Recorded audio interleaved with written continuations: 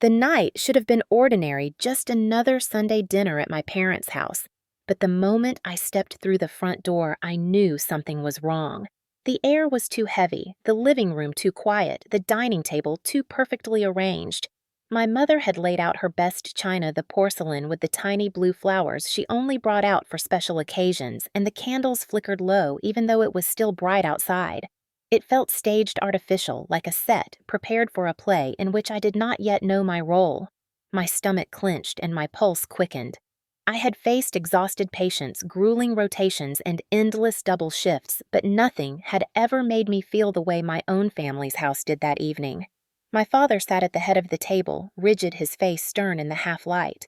Beside him, my mother smiled too brightly, her lips tight, her eyes sharp. And there, leaning back with the arrogance only years of undeserved praise can give, was my older brother Victor swirling a glass of wine like he owned the place. My younger sister glanced up at me nervously, then quickly looked away, her fork scraping against the plate, as if she hoped to disappear into the sound. I pulled out a chair, hesitated, then sat down, trying to ignore the strange rhythm of my heartbeat. The food looked untouched steam, rising from the mashed potatoes gravy congealing on the edges. No one moved to eat. Then, my father cleared his throat, reached beneath the table and placed a thick, leather-bound folder in the center, sliding it toward me. "Clara," he said, his voice steady, commanding the same voice he used when I was a child, and he wanted obedience, not discussion. "It is time we talk about the clinic." The folder sat between us like a loaded weapon. I stared at it, my hands frozen in my lap.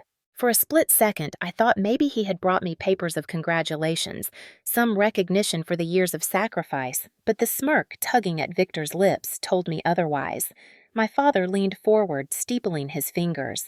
"This family has supported you, and now that your clinic is doing well, it is only right that we all share in its success. We want in." My mouth went dry. My mother chimed in, her voice syrupy sweet. "Darling, we are a family. Everything we do together. You know your father and I invested so much in your brother's education in this household, in your upbringing. It is time you give back." Victor set his glass down with a sharp click. "Let's be honest here. You are good with patients, Clara, but you are not built to run a business. You work yourself to death, and for what? A few poor patients grateful for cheap checkups? You need someone who understands management, and that someone is me." He tapped the folder. "Inside are the papers. We take half the profits. I oversee operations, and you focus on the doctor stuff. That way, everyone wins." His words were laced with condescension, his grin spreading like oil across water. I could feel heat rising up my neck, the humiliation of every dismissal, every sacrifice I had made, crashing back like a wave. My father added coldly, "Sign tonight, Clara. Do not make this difficult. Family comes first." My mother reached out, her manicured nails brushing the folder, her smile brittle. "It will be quick, darling. Just a signature. You owe us that much." I finally found my voice trembling but firm. I worked 80 hours a week, month after month, for years. I slept in hospital lounges, skipped meals, drowned in debt. I built that clinic brick by brick, patient by patient. And now you tell me you deserve the profits. Victor chuckled low and dismissive. "Stop being dramatic. You are just a woman who got lucky with a few patients. Without this family's name, you would be nothing. You should be grateful we are even willing to help you manage it." My father's gaze hardened. "Enough, Clara. You will sign. Blood ties mean you cannot refuse us." And my mother whispered almost like a prayer, but poisoned at its core. "Do not shame us, dear. You know your brother is the future of this family, not you." The words cut deeper than any scalpel I had ever held.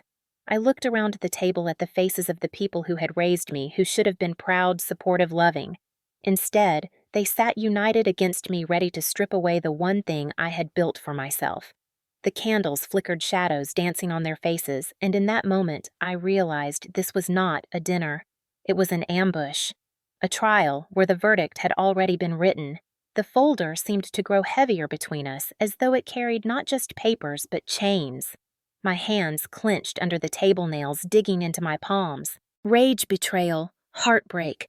They all surged together until my chest burned. I wanted to scream, to throw the folder across the room, to shatter the illusion of family that had become nothing but a cage. But I held still, my eyes narrowing, my breath steadying. If they thought they could corner me, they had forgotten who I had become. I was not the obedient daughter anymore. I was the woman who had survived endless nights, who had endured the weight of every dismissal, who had clawed her way to success while they watched and doubted. And tonight, I would not break. Tonight, the ambush would backfire. The silence after my words hung like smoke in the air, thick and suffocating. My father's face darkened, his jaw tightening as though I had spat in his food.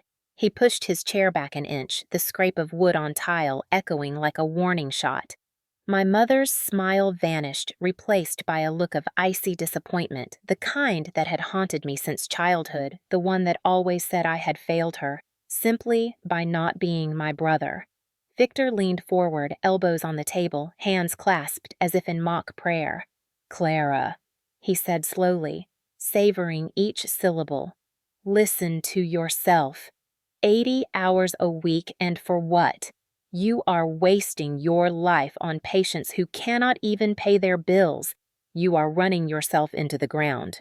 Without us, without me, you will collapse. And when you do, that precious clinic will collapse too." He spread his hands wide as if presenting a gift. "I am offering you salvation." I stared at him, my pulse racing. "Salvation." I echoed, my voice cracking on the edge of anger. "Where were you when I was pulling double shifts in the ER? Where were you when I lived on instant noodles for months, when I pawned my grandmother's necklace to pay for textbooks? Where was this family then?" Victor smirked, the kind of smirk that had followed me all my life in every family gathering and every backhanded compliment. "You chose that path," he said flatly. "You chose to bury yourself in debt. You chose to work yourself like a mule. Do not expect applause for bad decisions." Meanwhile, I studied business. I built networks. I cut him off, slamming my hand against the table, the plates rattling my voice sharper than I intended. "You failed. Every venture you touched burned to the ground, and each time you crawled back to them, they bailed you out. They funded your failures, Victor, while I funded myself. And now you come for the one thing I built that did not collapse under your incompetence." The air vibrated with tension. My father's palm came down hard on the table, silverware clattering. "Enough, do not speak to your brother that way. He carries the family name. He is the future." His eyes bored into mine, cold and unforgiving. "You may be a doctor, but you are still just a daughter. Do not forget your place." My breath caught in my throat. There it was, the unspoken truth spoken at last. Just a daughter. Not enough. Never enough. My mother folded her napkin with slow precision, her eyes avoiding mine as she murmured, "You should be grateful, Clara. We let you chase this silly dream when we could have married you, well settled you into a comfortable life. Instead, you work yourself to death and shame us with your stubbornness." My chest tightened, fury rising like fire in my lungs. "Shame you," I whispered then, louder, steady, fierce. "The only shame is sitting here listening to my own parents tell me that because I am a woman, my work means nothing. My sacrifices mean nothing, and my brother's failures mean more than my success." Victor laughed, sharp and cruel. "Do not twist this, little sister. You are emotional. That is why you cannot see reason. This is business, pure and simple. Family must share in success. You owe us." His words struck like a hammer, each syllable a nail meant to pin me down. I looked at him, at my father's stern face, at my mother's cold silence, and for the first time I saw them not as family, but as predators circling prey. The folder on the table loomed larger, its weight pressing down on my chest, though I had not touched it. My hands trembled under the table nails, biting into my palms. I wanted to scream, to cry, to run, but I forced myself still. They wanted me rattled. They wanted me weak. Instead, I leaned back, my voice low but steady. "You talk about 80 hours a week as if it were a curse. To me, it was survival. To me, it was dignity. And if you think you can take that from me, you are mistaken." The words surprised even me. Steel in my tone I had not felt before. My father's lip curled. "Careful, Clara. Do not make an enemy of your own blood." The threat lay naked in his voice, chilling me to the bone. My mother added softly, "Just sign, darling. Do not ruin everything tonight. Do not force us to act." The room felt colder, the candle flames shrinking shadows stretching long across the walls. My sister's fork slipped from her hand, clattering to the plate, but she said nothing, her eyes wide with fear. In that silence, in that suffocating pressure, I understood this was not about sharing. This was about erasing me, about turning my sweat and sacrifice into their safety net, about proving once and for all that in this family a daughter's place was beneath a son's shadow. My pulse steadied not from calm, but from clarity. They thought they had cornered me, thought I would fold under the weight of their expectations, but they had underestimated the woman they had created through years of neglect and doubt. I inhaled, slow and deliberate, meeting each pair of eyes in turn. "If family means chains," I said softly, "then tonight I choose freedom." Long before the folder of papers landed on that dinner table, long before I had my own clinic with patients who trusted me, there were nights when I thought I would never make it through. At 22, I was drowning in student loans so large I could barely comprehend the numbers on the page. $200,000 hung around my neck like an anchor every semester, piling on more. I worked late shifts in the emergency room, not because I wanted to, but because I had to, stumbling through corridors with a heart that raced faster than the monitors I silenced. By day, I was a medical student hunched over textbooks in libraries that smelled of dust and fluorescent lights. By night, I was a waitress in a diner that reeked of fried oil, pouring coffee for truckers who left change as tips. I slept 4 hours if I was lucky, sometimes less, collapsing on thin mattresses in apartments where the heat rattled and the walls were thin enough to hear strangers argue. And through it all, my family never once offered help.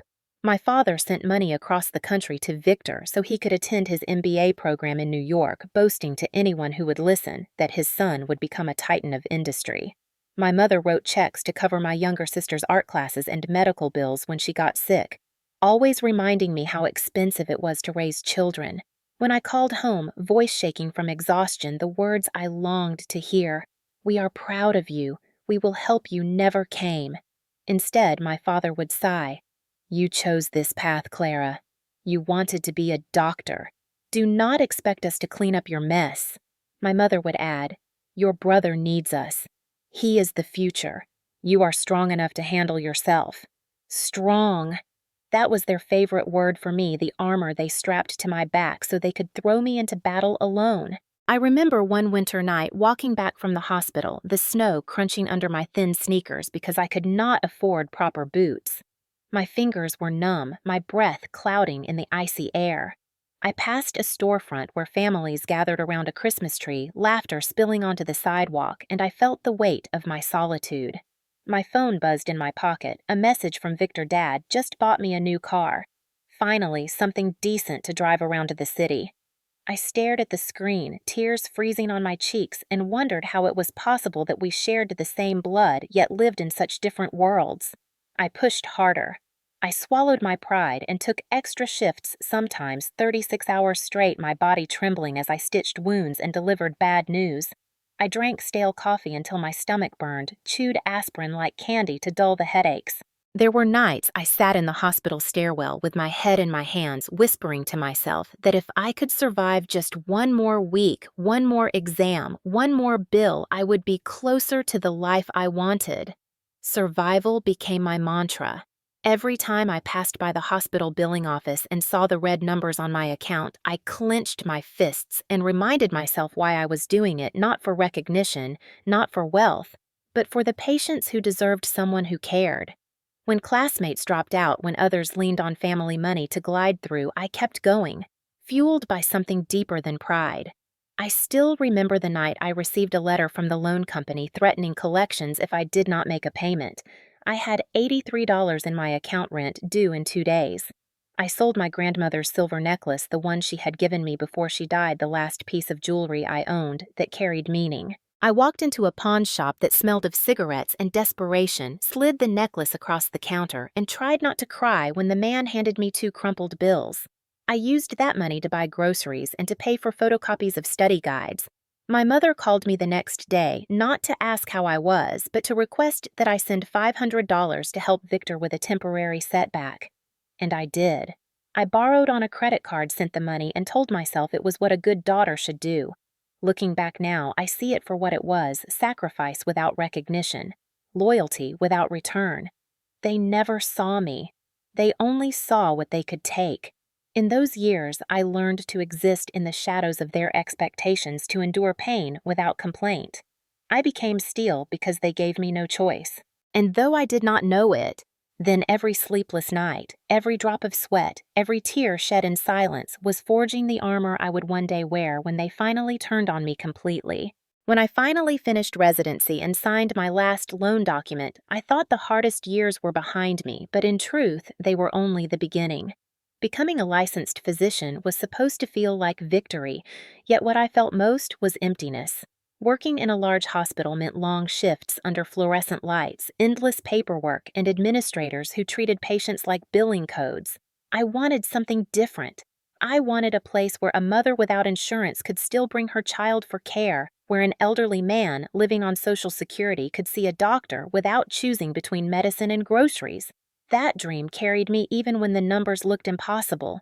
I went to the bank with trembling hands, my business plan printed on cheap paper, and begged for a loan. They looked at me skeptically, a young woman with debt still clinging to her shoulders, but I had records, letters of recommendation, and persistence. At last, one manager relented, his voice doubtful as he said, "We will approve this, but you are taking on a heavy burden. Do not expect an easy road." I smiled and signed anyway. With that money, I found a rundown building on the corner of a forgotten street. The paint peeled from the walls, the roof leaked, and the floor smelled of mildew, but to me, it was possibility. I scrubbed the tiles myself, my knees aching, hands raw from bleach. I painted the walls a bright shade of white, imagining sunlight where none reached. I scoured second-hand shops for furniture, mismatched chairs, a battered desk, 2 filing cabinets that screeched when opened. At night, I returned to my small apartment, collapsing with paint still streaked in my hair, and wondered if I was insane. When I opened the doors for the first time, no patients came. The phone sat silent, the waiting room empty. I stood behind the desk in a wrinkled coat heart pounding, listening to the hum of the old refrigerator in the back room. Days passed like that, hope thinning, until one woman wandered in with her child. She could not pay her face ashamed, but I examined the boy anyway, listened to his cough-prescribed medicine, and charged nothing. Word spread slowly, one patient at a time, until a trickle began. The trickle became a stream, but the cost was brutal. I worked 80 hours a week, sometimes more, splitting my days between treating patients and mopping floors, between writing prescriptions and balancing the books. I ate stale crackers for lunch, drank water to quiet the hunger. My body ached constantly. My eyes burned from fatigue. On weekends, when friends gathered or slept in, I was at the clinic replacing light bulbs or repairing the leaky sink with tools I barely knew how to use. Through it all, my family was absent. My mother called once to ask how it was going, only to interrupt me mid-sentence and complain about Victor's latest losses. My father said flatly, "You should have joined a real hospital, not played entrepreneur." Victor laughed openly at me during a holiday dinner, telling the table Clara's clinic is nothing but a charity case. She will run it into the ground before her 30th birthday. My cheeks burned with humiliation as they all chuckled, dismissing my work as folly. But each time a patient thanked me with tears in their eyes, each time someone left healthier than they arrived, I felt a fire in my chest that no ridicule could extinguish. I kept every thank you note, every drawing a child patient made me, pinning them to a corkboard behind my desk like tiny badges of honor. That board grew fuller with each month, and with it, so did my resolve. There were setbacks, of course. The landlord threatened eviction when I fell behind on rent during the second year. The bank called twice, warning me about missed payments. I sold my car and walked to the clinic every morning in the rain and snow. Still, I refused to give up. Patients began bringing food as payment: a basket of apples, a loaf of bread, jars of honey. I accepted each gift with gratitude, knowing that though it would not pay the bills, it proved something greater, that the clinic mattered. Slowly, the finances balanced. Slowly, I caught up on rent. The day I finally paid off the first portion of my loan, I sat in the empty waiting room and cried until my throat ached, the tears soaking my white coat. That place, with its peeling paint and mismatched chairs, was not just a clinic. It was my survival, my dignity, my rebellion against every voice that told me I could not, that I should not, that I was wasting my life. And even then, even in those fragile years, I knew one truth with certainty: no one but me had built it. No one but me had paid the cost. Which is why, years later, as I sat at that dinner table with the folder of papers between us, hearing them demand half of what I had built, the fury inside me was not just anger. It was the echo of every sleepless night, every drop of sweat, every insult endured, every step taken alone. As my clinic slowly grew from a trickle of patients to a fragile but steady stream, the hypocrisy of my family became impossible to ignore. For years, they had dismissed me, scoffed at my choices, told me I was wasting my life in a rundown building. Yet when Victor stumbled, they rallied around him as if he were a prince fallen from grace. I still remember the phone call late one night, my body aching from another 16-hour day, when my mother's voice cut through the receiver. "Clara," she said without preamble, "your brother is having trouble with his startup. He needs a small loan. Can you send 5,000?" I stared at the unpaid bills stacked on my kitchen table, the red ink screaming overdue, the rent notice threatening eviction. My throat burned. "I don't have 5,000, I whispered. "I barely have 500. Her sigh was sharp, annoyed. "You are a doctor, Clara. You make good money. Surely you can help. Your brother is under so much stress." She did not ask how I was. She did not ask about the patients I had treated that day, or the meals I had skipped, or the fact that my shoes had holes worn through the soles. She only asked for Victor, and against my better judgment, against the gnawing in my stomach, I borrowed on a credit card and sent the money. A month later, Victor posted pictures online, smiling in a designer suit, raising a glass of champagne in some rooftop bar. The startup collapsed within the year. My father called me after that, not to thank me for helping, but to scold me for not giving more. "You should be proud to support your brother," he barked. "One day he will carry this family's name forward." I clenched the phone until my knuckles turned white, swallowing the words I wanted to hurl back. Proud. How could I be proud of a man who squandered every chance he was given, while my every accomplishment was ignored? The pattern repeated again and again. Victor dabbled in investments, burned through tens of thousands of dollars. And when the debts piled high, my parents mortgaged part of their home to bail him out. Meanwhile, I was stitching wounds, balancing budgets, and handing over scraps of my own earnings whenever they demanded. Each time I sent money, they told me it was my duty. Each time I hesitated, they accused me of selfishness. Selfish! The word rang in my ears at night as I sat in the darkened clinic, the hum of the old refrigerator, my only company. I was selfish for paying my own bills. I was selfish for wanting to keep the lights on. I was selfish for daring to dream of something more than servitude to their golden son. The truth was clear in their eyes. I was not a daughter with worth of my own. I was a wallet, a workhorse, an invisible foundation propping up the pedestal they built for Victor.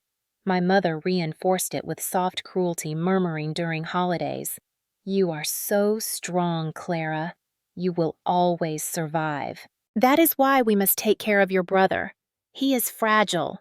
Fragile. He was 30 years old, drunk more nights than sober, gambling in back rooms while I cleaned blood off my shoes after back-to-back shifts. Fragile, yet they guarded him as if he were the crown jewel of the family while I was the servant polishing it. My sister once whispered to me in the kitchen, glancing over her shoulder to be sure no one heard, "I do not understand why they treat you this way. You do everything. Victor does nothing." Her words were balm and salt at the same time. Someone saw me. But what good was being seen if nothing changed? The imbalance became a wound that never healed, festering deeper each year. And though I hated myself for it, I kept giving, kept sacrificing, because some desperate part of me still craved their approval. Maybe if I sent enough, maybe if I endured enough, maybe then they would see me. But approval never came. Instead, when my clinic finally began to turn a small profit when I paid off my first loan installment, and allowed myself one single glass of wine in celebration, my father called to remind me that Victor's next venture needed backing. "You owe him that much," he said coldly. "After all, he is family." The words carved themselves into my bones. I owed him. I owed them. What of the years they owed me? What of the nights I nearly collapsed the food, I skipped the jewelry, I sold the tears I shed in silence? They owed me everything, yet acted as though I was in eternal debt. That was the hypocrisy I carried with me to that dinner table years later. That was the rot beneath the smile my mother forced across her face as she pushed the folder toward me. They had never believed in me, never invested in me, never celebrated me. But now that I had built something strong, something real, they wanted to carve it open and feast. And in that moment, as the memories surged like poison, I knew they would take until nothing remained unless I stopped them. The memories of years spent starving, working, sacrificing swirled in my chest like a storm as I sat once more at that dinner table, the folder of papers still resting like a coiled snake between us. My father's eyes were hard, my mother's lips pressed tight, and Victor's grin lingered with the arrogance of a man who had never once paid for his own mistakes. I inhaled slowly, steadying myself, and when I spoke, my voice was sharp enough to slice through the silence. "You want me to sign this?" I said, tapping the folder with one finger. "You want me to hand over the one thing I built alone, the one thing none of you ever believed in, to a man who has failed at everything he has touched. And why? Because he is a man and I am not." My mother flinched as if struck, but quickly recovered her tone, soft and poisonous. "Do not twist this into something ugly, Clara. This is about family. We have always been there for you." I laughed bitter and hollow, the sound filling the room. "There for me. When I pawned my grandmother's necklace to pay for textbooks, where were you? When I walked home in the snow with holes in my shoes, where were you? When I ate crackers for dinner so I could keep the lights on in the clinic, where were you? I will tell you where you were wiring money to. Victor paying for his suits, bailing him out of his debts, clapping for his failures." My father's fist slammed the table so hard the wine glasses rattled. "Enough. You will not speak of your brother that way. He carries our name. He will lead this family forward, and you—" he jabbed a finger at me, spittle flying. "You will not stand in his way." Victor leaned back, smug, enjoying the spectacle. "See, little sister, even they know the truth. You are stubborn, emotional, blind to what is practical. You do not understand business. You heal people who cannot pay you waste your time on charity cases. It is time someone competent stepped in." My blood boiled, my hands shaking beneath the table. "Competent," I hissed. "You call yourself competent. You burned through every dollar they gave you. You wore their sacrifices like trophies while I bled myself dry to build something from nothing. And now you dare to sit there and call me blind." Victor smirked wider, tilting his head. "What you built is fragile. Without me, without us, it will crumble. Sign Clara. Stop pretending you can do this alone." My heart pounded fury mixing with clarity. I looked at my father, at the man who had spent a lifetime reminding me I was second best, and said, "You told me once that family comes first, but what you meant was your son comes first. Always him. No matter how much he failed, no matter how much I gave, he was the future and I was the shadow. But not anymore. My clinic is not his salvation. It is not your retirement fund. It is not my mother's bargaining chip. It is mine." The room fell silent for a beat, the weight of my words heavy as stone. My sister shifted uneasily, her eyes flicking between us. My mother's face hardened, her voice low and sharp. "Do not embarrass us, Clara. You know this is the right thing to do. You owe us. Without this family, you would be nothing." I leaned forward, my voice quiet but pulsing with fire. Without this family, I became everything. I became a doctor. I became someone who saves lives. I became a woman who does not break under the weight of your neglect. And tonight, I will not break under your greed. My father rose to his feet, his towering frame shadowing me, his rage trembling in every vein. "You will regret this," he growled. "Do not forget Clara. We made you." I stood as well, chin lifted, refusing to bow. No, I said each word, deliberate. You tried to break me, but I made myself. Victor snorted, his smugness cracking into anger. You think you can fight us? You are one woman against all of us. What do you have? The heat in my chest steadied into something cold, sharp, and unyielding. I slid the folder back across the table with one finger, my eyes never leaving his. What I have, I said, is the truth, and that is more than any of you ever carried. The candles sputtered, the shadows on their faces shifting, and for the first time I saw a flicker of doubt in my mother's eyes, a flash of unease in my father's clenched jaw. Victor's grin faltered just slightly, and in that moment I knew the confrontation was only beginning. The tension in the room thickened until I could almost taste it bitter on my tongue, but beneath my fury there was a calm, a steel certainty forged from every sacrifice they had dismissed. Victor leaned forward again, his hands spread on the table as if he were already in charge, as if my signature were just a formality. So, he said smugly, are you going to sign, or are you going to drag this out and embarrass yourself further? My father's glare bore into me, and my mother's fingers tapped impatiently against her wine glass. I reached slowly into my bag, resting on the chair beside me. Their eyes followed the motion, expecting perhaps hesitation, perhaps surrender, but when I set down a stack of papers of my own, neatly bound, the smugness flickered from Victor's face. I pushed them across the table with deliberate calm.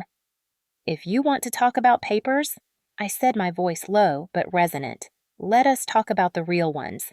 This is the official incorporation of Martinez Family Clinic, signed by me alone, witnessed by the state, and notarized. Clause 4.3 Section B states clearly that no outside parties, not even blood relatives, may claim ownership without my written consent.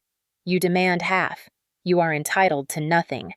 I opened the folder, flipping to the highlighted passage, my finger tracing the words as their eyes darted over them. My father's face reddened, his jaw clenching. My mother leaned in, squinting, her lips trembling as if she could will the words to change. Victor's smirk crumbled into a sneer. That means nothing, he snapped. Contracts can be challenged. Courts can be persuaded. You cannot hide behind paperwork forever. I met his gaze, unflinching. I am not hiding. I am protecting what I built. And just to be clear, I pulled out another folder, thinner but heavier in weight. These are the bank transfers I made over the years. $15,000 wired to Mother when you failed at your investment scheme. $5,000 borrowed on a credit card to bail you out when your startup collapsed. Rent money sent when the house was nearly foreclosed because you could not keep up your payments. I gave and gave while you burned it all. And now you dare to accuse me of selfishness. I tossed the receipts onto the table, the pages fanning out like accusations. My mother's hand froze mid-tap, her face paling. My father's voice cracked louder than he intended. You should not keep such records against your own family. I leaned forward, my eyes locking on his. I kept them because I knew this day would come. You always told me I was strong enough to handle myself. You made me invisible when it suited you, and now that I am visible, you want to erase me again. But I am not the one on trial tonight, you are. Victor slammed his palm down on the table, rattling the glasses. You think this makes you untouchable? You are naive, Clara. Courts listen to men like me, not women like you. You are one signature away from saving yourself years of trouble. Be smart for once. I inhaled, forcing down the fire in my chest. Then I smiled, small and cold. Funny you should mention courts. Their confusion rippled like a wave as I pulled out my phone, tapping once before setting it face up on the table. The screen glowed, the call already connected. A new voice chimed from the speaker, steady and professional. This is Attorney Delgado. Clara, is everything proceeding as expected? My family froze, eyes wide. My lawyer's voice filled the room like a sudden spotlight exposing their scheme. I met Victor's stare, savoring the panic flickering beneath his bravado.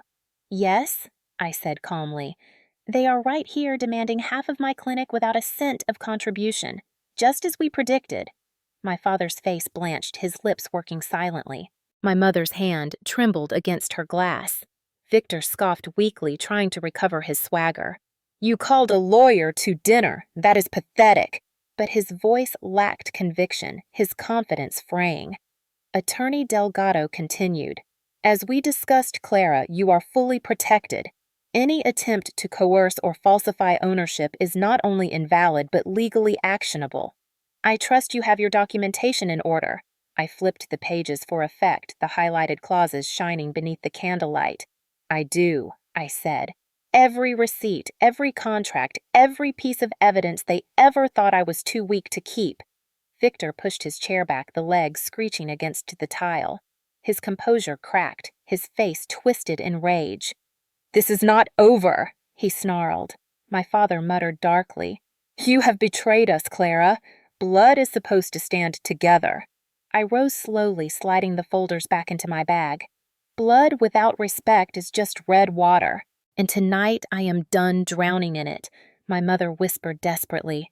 "Do not do this, Clara. You will regret humiliating your own family." I slung the bag over my shoulder, straightening my spine. The only thing I regret is believing for so long that being born your daughter meant I owed you everything. I owe you nothing. Not anymore. The room seemed smaller now, their power shrinking with each word I spoke. The folder they had pushed at me remained unopened, forgotten, useless. My documents, my lawyer, my truth, they were the real weapons. And as I turned toward the door, my heart still racing but steady in its resolve, I knew the balance had shifted. The ambush had failed. The trial they staged had become their own sentencing. The silence that followed my last words pressed heavy against the walls, but for the first time it was not mine to bear. It belonged to them. I could see it in my father's tightened jaw, in my mother's trembling hands, in the twitch of Victor's lips as his smirk curdled into rage. The silence was their defeat. I slid my chair back slowly, the scrape of wood against tile louder than any shout, and stood. My heart pounded hard in my chest, but the air felt cleaner, freer, as though the moment I rose I had already stepped beyond their reach. Victor's voice broke the quiet, sharp and venomous. "Walk away, Clara, and you walk away from this family forever." He thought it was a threat. To me, it sounded like a promise. I adjusted the strap of my bag on my shoulder, my gaze steady. "If family means bleeding for you while you drink the wine bought with my blood, then yes, I walk away." My mother pushed to her feet, desperation softening her tone. "Clara, please, we can find a compromise. Do not burn the bridge. You will regret it when you are alone." I met her eyes, letting her see the years of emptiness they had sown in me. "I have been alone all along," I said quietly. "You just never noticed." My father barked. "Ungrateful girl. We gave you life, and this is how you repay us." I turned toward him, feeling the weight of my answer steady in my throat. "You gave me life, yes. But you tried to take away every ounce of dignity that makes life worth living. Tonight, I take it back." Victor laughed harshly, though his eyes darted with unease. "You think you can cut us off? You will come crawling back when the bank comes for you, when your patients cannot pay, when you realize charity cannot keep the lights on." I let his words hang in the air, then answered with calm certainty. "You are wrong, Victor. It is not charity when people believe in what you do. My patients, my colleagues, my community, they are my support. They are the family I chose, and they will never drain me the way you have." My hand found the doorknob cool metal under my palm, but I paused and looked back one final time. Their faces glowed in the dim candlelight, my father's fury, my mother's fear, my brother's sneer. Once those expressions would have pierced me, would have bound me to the chair in shame. Now they only looked small. "This is the last time you will use guilt to chain me," I said. "From now on, the clinic is mine alone. My life is mine alone. If you come to my door, it will be as patients, not as owners, not as creditors, not as parasites. And like any patient, you will be treated with fairness but no special favors." Those days are over. My mother whispered my name, fragile, almost pleading, but I opened the door and stepped into the night before she could shape another lie. The air outside was crisp cool against my heated skin, and the stars above seemed brighter than they had in years. Behind me, the door shut with a dull thud, sealing them inside their own echo chamber of entitlement. I walked down the path, each step lighter than the last. My phone buzzed with a message from Attorney Delgado. "You did well. We have everything documented. They cannot touch you now." I smiled faintly, tucking the phone back into my pocket. The weight that had pressed on my shoulders for decades lifted, leaving space for something new, something mine. Freedom is not always loud. Sometimes it is the quiet of cool night air on your face after walking away from voices that once controlled you. Sometimes it is the steady rhythm of your own footsteps, unhurried, unafraid. I reached my car and paused, gripping the steering wheel before climbing inside. My reflection in the window looked tired, but resolute eyes steadier than I remembered. For so long I had feared that without their approval I would collapse, but the truth shone clear now. Without their chains I could finally stand tall. Driving away, the city lights stretched before me wide and unclaimed. The road was mine. My choices were mine. And though I knew the battle was not yet over, though I knew they would try again in other ways tonight, I had drawn a line they could never erase. The morning after that dinner, I woke to a silence, unlike any I had ever known. No buzzing of dread in my chest. No weight of obligation pressing me down before my feet touched the floor. For the first time, my life belonged only to me. But freedom, I knew, was not the same as safety. My family had been thwarted, but they were not the type to lick wounds quietly. By noon, my inbox filled with messages, some pleading, others threatening. My mother's words dripped with guilt. "Clara, do not destroy the family. Think of what people will say." My father's were harsher, full of blame. "You will regret this. You owe us." And Victor, true to form, left a voicemail slurred with drink, promising that he would find another way to take what I had stolen. I forwarded everything to Attorney Delgado. "Perfect," she replied. "Every message builds the case." For weeks I lived in a strange tension, relieved to be free, yet bracing for the next attack. And it came swiftly. A letter arrived from Victor's hired lawyer demanding arbitration, claiming half ownership of the clinic based on verbal family agreements. My hands shook as I read, but I reminded myself I had prepared for this. Delgado filed a counteraction submitting incorporation documents, receipts of my years of financial sacrifice, and recordings from that dinner. My phone had captured every poisonous word. The case moved into the courts. Victor strutted into the first hearing with my parents at his side, their heads high, as though reputation alone could sway the judge. I sat across the aisle, Delgado beside me, a quiet fortress of calm. The evidence spoke louder than any posture. Transfer receipts showing my years of contributions, contracts proving sole ownership, audio recordings where my family demanded profits without lifting a finger. The judge's brows knit tighter with each page turned, each clip replayed. When Victor tried to argue that I was unstable, overworked, too emotional to run a business, Delgado rose smoothly. "Your Honor," she said, holding up the clinic's recent quarterly report, "here is proof that my client not only manages her clinic with precision, but has grown revenue by 20% in the last year, all while providing care to underserved patients. The only instability in this courtroom comes from those who drained her for years and now seek to profit further." My father flushed deep red. My mother stared at the table, and Victor blustered. "She betrayed family?" The judge's gavel silenced him. "Family," the judge said evenly, "does not override law. And the law is clear. These claims are dismissed." Relief surged through me, tears stinging my eyes, but Delgado pressed forward. She requested sanctions for harassment, citing the pattern of coercion, the frivolous filings, the threats documented in voicemails and emails. To my astonishment, the judge agreed. Victor was fined heavily. My parents were warned of further legal action should they continue their campaign. For once, the consequences fell where they belonged. The fallout was swift. Victor's reputation, already fragile, collapsed. Investors who had humored him fled at the whisper of court sanctions.